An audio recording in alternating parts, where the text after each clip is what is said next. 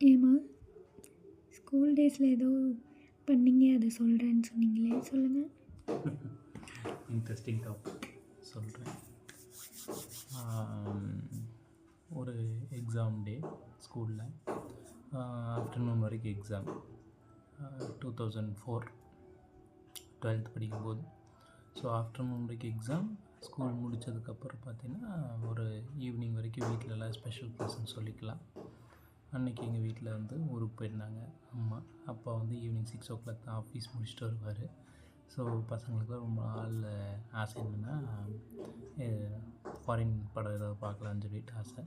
So நாங்கள்லாம் plan பண்ணிட்டோம். 1 o'clock school முடியுது. 1:30க்கெலாம் நம்ம வாங்கிடுறோம். சிடி தான் அப்போல்லாம். சிடி வாங்குகிறோம், பார்க்குறோம். பார்த்துட்டு நம்ம ரிட்டர்ன் பண்ணிடலாம். 6 o'clock தானே ஃபாதர் வருவார், அதுக்குள்ளே நம்ம சீக்கிரம் போய் எல்லாமே முடிச்சிடலாம், கொடுத்துட்டு நம்ம ஃப்ரீ ஆகிடலாம், எதுவுமே தெரியாத மாதிரி தடயமே இல்லாமல் அழிச்சிடலான்னு பிளான். ஸோ இதுக்காக வந்து பிளானிங் எல்லாம் பக்காவாக இருக்கும். எல்லா விஷயத்துலேயும் நம்ம அளவு பிளானிங் பக்காவாக பண்ணுவாங்கங்கிறது இதுலேருந்து நான் தெரிஞ்சுக்கிட்டேன். ஆனால் எக்ஸிக்யூஷன் அப்போ தான் வந்து எவ்வளோ சிக்கல் இருக்குது, என்னென்ன வந்து நம்ம தடுமாறுவோங்கிறத அன்றைக்கி தான் 12th புரிஞ்சுக்கிட்டோம். ஸோ பிளான் பண்ண மாதிரி ஸ்கூல்லாம் பிளான் பண்ண மாதிரி இப்போ 1 மணிக்கு முடிஞ்சிருச்சு. அதில் எந்த பிரச்சனையும் இல்லை. நாங்களும் 1:15க்கு வெளியே வந்துட்டோம். அதுலேயும் என்ன பிரச்சனையும் இல்லை. ஸோ 1:30க்கு முடிவு பண்ணுறோம் சிடி வாங்க போகிறது யாருன்னு. 5 பேருமே ஒவ்வொருத்தையும் ஒவ்வொரு விரல கட்டுறேன். நீ போட மாப்பிள்ள, நீ தான் விட, நீ போட மாப்பிள்ள. இதில் எங்களுக்கு வந்து ஒருத்தன் இருக்கான், அவன் பேர் மாவீரன். அன்னைக்கு வச்சோம். ஏன்னு சொல்கிறேன், அதுக்கு முன்னாடி வரைக்கும் எந்த பிரச்சனையாக இருந்தாலும் அவன் தான் வந்து முன்னாடி நிற்பான். நாங்கள்லாம் வந்து அவன் தெரியுங்களா, அவன் ஃப்ரெண்ட்ஸ்லாம் நாங்கள்லாம் சொல்லுவோம். இப்போ மாவீரங்கிட்ட நாங்கள் வந்து பேசுகிறோம், டே நீ தான்டா மாப்பிள்ள, எல்லாம் பெரிய ஆள், நீயே போய் வாங்கலாம்லண்ணா. ஏன்டா எதில் வேணால் மாட்டலாம் மாப்பிள்ள, இதெல்லாம் வந்து பொம்பளை சமாச்சாரம், இதில் மாட்டினோம்னா அவ்வளோ சிக்கிக்குவோம். இதனால பொம்பளை சரி அப்போ நீ பார்க்காம இருக்கலாம்ல, அது எப்பட்றா அப்படிங்கிறேன். சரி ஓகே சொல்லிட்டு 5 பேரும் முடிவு பண்ணிட்டே இருக்கிறோம். எவனும் போகிற மாதிரி இல்லை. மணி என்னாச்சு, இங்கே 2 மணி வரைக்கும் யார் வாங்க போகிறதுன்னு இருக்கிறாங்க. சரி, ஆனால் என்னென்னா சிடி கடை வரைக்கும் தைரியமாக போயிட்டோம். 5 பேரும் போயிட்டு சிடி கடையை சுற்றி வந்துட்டுருக்குறோம். ஏன்னா நாங்கள் என்னென்னா சிடி கடையை சுற்றி யார் வந்து தெரிஞ்சவங்க வர்றாங்களா, அப்பாவோட நண்பர்கள் வர்றாங்களா, இது மாதிரியே பயந்து சொந்தக்காரங்க வர்றாங்களா, இப்படியே பயந்துட்டுருக்குறோம். ஆனால் அந்த சிடி கடையை அன்றைக்கி தான் வந்து எல்லாருமே பார்க்குறானுங்க. ஆனால் எவனோ ஒருத்தனை போடா போய் வாங்கடான்னாலே எங்கள் சித்தப்பாவுக்கு தெரிஞ்ச வர்றான்னு ஒருத்தன் சொல்கிறான். இன்னொருத்தர் எங்கள் மாமாவும் அவர் ஃப்ரெண்ட்ஸுடா அப்படிங்கிறேன். அவருக்கு இருக்குது 70 வயசு. சரிடா என்னடா பண்ணுறதுன்னு சொல்லிட்டு சரி ஒரு தைரியமாக வந்துட்டு சொல்லிட்டோம். கடைசியாக நான் சொல்லிட்டேன், என் கூட யாராவது வந்தால் நான் போகிறேன் அப்படின்னு. அப்போ வந்துட்டு அதுக்குமே தயங்குறானுங்க 4 பேரும். அதுக்கும் வர மாட்டான் மாவீரன் சைக்கிள் கேரியரில் உட்காந்துட்டே இருக்கான். இப்போ செல்லும் கிடையாது, ஏதாவது கேட்டு நோண்டுற மாதிரி நடிக்கிறதுக்கு. செல்லும் கிடையாது. அவன் வந்துட்டு ஏதோ இப்போ ஆழ்ந்த சிந்தனையில் இருக்க மாதிரியே பார்த்துட்டு இருந்தேன். சரி அவன் வர்ற மாதிரி தெரியலன்னு சொல்லிட்டு நாங்கள் 2 பேரும் சேர்ந்து ஒருத்தன் தைரியமாக வரன்ட்டான். சரி வாடா போகலான்னு சொல்லிட்டு உள்ளே போனோம். உள்ளே போனதுக்கப்புறம் பார்த்திங்கன்னா இது உள்ளே போகிறதுக்கே 2:30 மணி. உள்ளே போனதுக்கப்புறம் பார்த்திங்கன்னா எல்லாருமே வந்து அந்த கடையில் ஒருத்தருமே கிடையாது. இருந்தாலும் நாங்கள் ஒரு 5 நிமிஷம் ஸ்பெண்ட் பண்ணுறதுக்குனா பின்னாடி தெரிஞ்சவங்க வந்துடுவாங்களா, சொந்தக்காரங்க வந்துடுவாங்களா, யாராவது பார்த்துருவாங்களான்னு சொல்லி பார்த்துட்டே இருந்தோம். சிடி கடைக்காரன் சரி விட்டுட்டேன் நினச்சிட்டு அங்கே சிடி கடைக்காரன் எங்களை என்ன நினச்சிட்டான்னா நிறையா படம் வாங்க போகிறோம்னு நினச்சிட்டு பார்க்குறேன். நாங்களும் சுற்றி பார்க்குறோம், ஏதோ புது படம் வாங்க வந்த மாதிரியும் அப்படி பயங்கரமாக பில்டப்லாம் பண்ணிகிட்ருக்குறோம். அப்போ நான் வந்துட்டு சரி கூட வந்தவனை காணாமல் போது எனக்கு தான் ஒளிஞ்சிருக்கான். கேட்டா எதுக்குடா வந்ததுன்ட்டு அவனை இழுத்து விட்டு வாடா அப்படின்னா, சரி நீ பாரு அப்படின்னா. சரி கூச்சத்தை விட்டு என்ன பண்ணுறதுன்னு தெரியல, எப்படி கேட்குறதுன்னு தெரியாமல் ஆரம்பித்தேன் ஒரு வேலையாக. ஆனால் இந்த மாதிரி வீட்டில் யாரும் இல்லை பசங்கள்லாம் அப்படின்னு சொல்கிறதுக்குள்ளே அவர் 5 சிடி தூக்கி போட்டார். இதை முதலே சொல்லியிருக்கலாம் நீ அப்படின்னு சொல்லிட்டு, இந்த எடுத்துகிட்டு போங்க, எது வேணுமோ எடுத்துக்கோங்க அப்படின்ட்டார். 1 மணி நேரத்துக்கு 40 ரூபா. அந்த 40 ரூபாய்க்கு வந்து 5 பேர் சேர்ந்து 10 ரூபா போடணும்.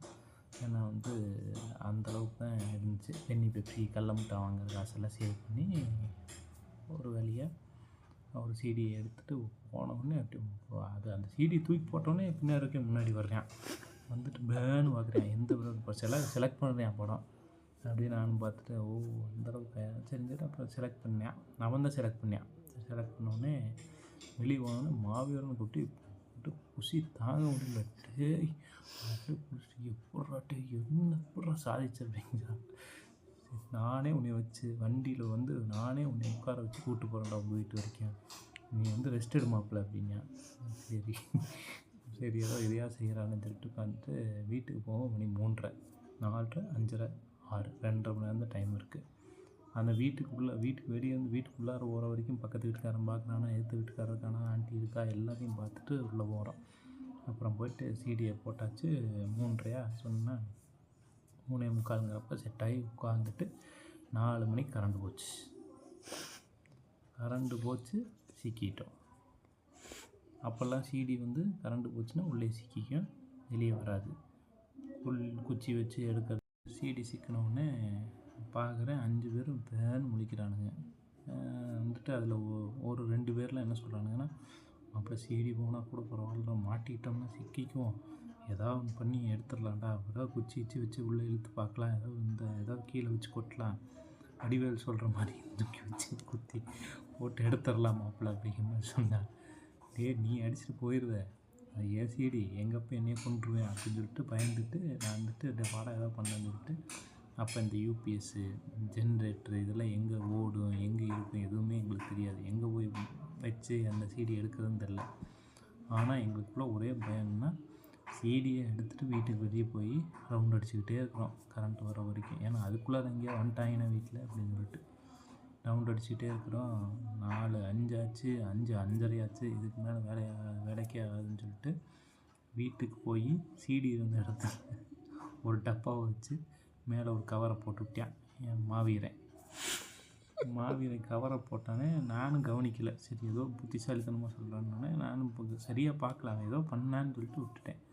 சரி அப்படின்னு சொல்லிட்டு ஒரு 6 மணிங்கிறப்ப நாங்கள் வீட்டில் ஸ்பாட்லேயே இல்லை. அவனுங்களெல்லாம் அனுப்பிச்சி விட்டேன். எங்கேயாவது கரண்ட் வந்துச்சுன்னா எடுத்துகிட்டு வந்து சிடி எடுத்துகிட்டு வந்து கொடுங்க தான் நான் சமாளிக்கிறேன்னு சொல்லிட்டேன்.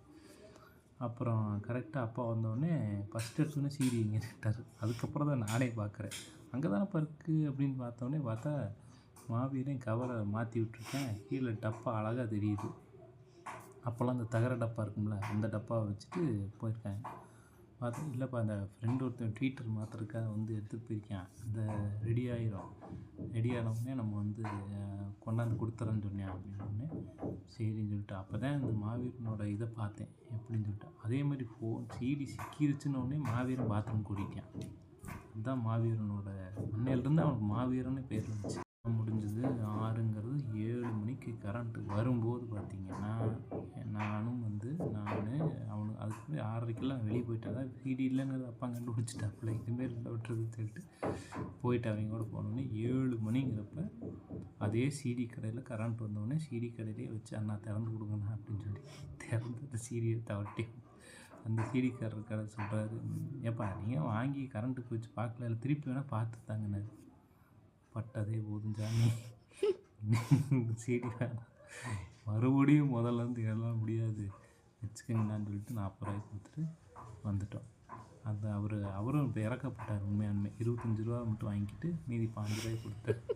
ஏதோ அதாவது சந்தோஷம்னு சொல்லிட்டு வரும்போது போண்டா பச்சி எல்லாம் தின்னுட்டு வந்தோம். மாவீரனுக்கு அதில் ஒரு சந்தோஷம். 10 அப்படியே நல்ல வேலை 25 ரூபா தான் வாங்கினார். அடுத்த தடவை இவர்கிட்டே வரலாம் அப்படின்னு செருப்பை கழட்டி எடுத்து வேணும்னா நீ வா, இருந்தாலும் முடியாது அப்படின்னு சொல்லிட்டு அதுதான் வந்து ஒரு ஆக்வர்ட் எக்ஸ்பீரியன்ஸ். ஆனால் வாங்கின கடையிலேயே சிடியவே கொண்டு போய் வச்சு எடுத்து திறந்த பெருமை அது எங்களுக்கு தான் சேரும். அன்னைக்கு நடந்தது இதுதான் பயங்கரமான எக்ஸ்பீரியன்ஸ். அடுத்த எக்ஸ்பீரியன்ஸ் வேறு ஏதாவது பார்ப்போம், நல்லாயிருக்கும். முடிஞ்சது 6ங்கிறது 7 மணிக்கு கரண்ட்டு வரும்போது பார்த்திங்கன்னா நானும் வந்து அவனு அதுக்கு 6:30க்கெல்லாம் வெளியே போயிட்டேன். அதான் சிடி இல்லைங்கிறது அப்பா கண்டுபிடிச்சிட்டாப்புல, இதுமாரி இல்லை விட்டுறதுன்னு சொல்லிட்டு போயிட்டு அவங்க கூட போனோடனே 7 மணிங்கிறப்ப அதே சிடி கடையில் கரண்ட் வந்தோடனே சிடி கடையிலே வச்சு அண்ணா திறந்து கொடுங்கண்ணா அப்படின்னு சொல்லி திறந்து அந்த சிடியை தவட்டி அந்த சிடிக்காரர் கடை சொல்கிறாரு, ஏப்பா நீங்கள் வாங்கி கரண்ட்டு போச்சு பார்க்கல, இல்லை திருப்பி வேணால் பார்த்து தாங்கண்ணாரு. பட்டதே போதும் சாமி, சிடி வேணாம், மறுபடியும் முதல்ல முடியாது வச்சுக்கங்கண்ணான்னு சொல்லிட்டு 40 ரூபாய் கொடுத்துட்டு வந்துட்டோம். அந்த அவரும் இப்போ இறக்கப்பட்டார். உண்மையாலுமே 25 ரூபா மட்டும் வாங்கிட்டு மீதி 5 ரூபாய் கொடுத்தாரு. ஏதோ அதாவது சந்தோஷம்னு சொல்லிட்டு வரும்போது போண்டா பஜ்ஜி எல்லாம் தின்னுட்டு வந்தோம். மாவீரனுக்கு அதில் ஒரு சந்தோஷம். பார்த்து அப்படியே நல்ல வேலை 25 ரூபா தான் வாங்கினாரு, அடுத்த தடவை இவர்கிட்டயே வரலாம் அப்படின்னு செருப்பை கழட்டி அடிச்சு வேணும்னா நீ வா, இருந்தாலும் முடியாது அப்படின்னு சொல்லிட்டு அதுதான் வந்து ஒரு ஆக்வர்ட் எக்ஸ்பீரியன்ஸ். ஆனால் வாங்கின கடையிலேயே சீடியவே கொண்டு போய் வச்சு எடுத்து திறந்த பெருமை அது எங்களுக்கு தான் சேரும். அன்னைக்கு நடந்தது இதுதான் பயங்கரமான எக்ஸ்பீரியன்ஸ். அடுத்த எக்ஸ்பீரியன்ஸ் வேறு ஏதாவது பார்ப்போம். நல்லாயிருக்கும்.